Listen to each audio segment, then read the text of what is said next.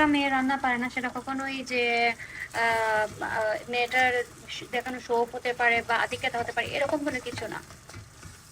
কারণ মেয়েরা বিয়ের আগে রান্না বাড়া না পারলো বিয়ের পরে গিয়ে ঠিকই একটা পর্যায়ে গিয়ে একটা সময় গিয়ে রান্না বাড়া করতে পারে, তো সেজন্য সবসময় জাজমেন্টাল হবেন না, জাজমেন্টাল হওয়াটা ঠিক না। আর এই যে বাংলাদেশের রাস্তায় যে পিঙ্ক কালার যে বাসগুলো চালু হলো, গোলাপি বাসগুলো, এগুলো নিয়ে যে এভাবে নোংরা নোংরা কথা বলছেন, আসলে এটা কি বা কি পর্যায়ে যায় জানি না। আমাদের দেশের মানুষের ব্রেন কোথায় সেটা আল্লাহ রাব্বুল আলামিন ভালো জানেন।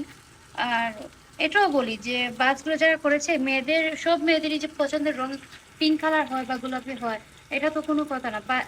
বাচ্চা বয়সে একসময় প্রত্যেকটা মেয়ে বাচ্চারই ফ্যান্টাসি তাকে ভালো লাগে এই পিঙ্ক কালার, সেই জন্য যে সব বয়সে এই পিঙ্ক কালারটা ভালো লাগবে এমন তো না। অহেতুক এভাবে হেনস্থা করার কি প্রয়োজন? মহিলা ড্রাইভার দিয়েছে তাকে তার মতো গাড়ি চালাতে দেন। আপনাদের এই নোংরামি না দেখালে তো হয়।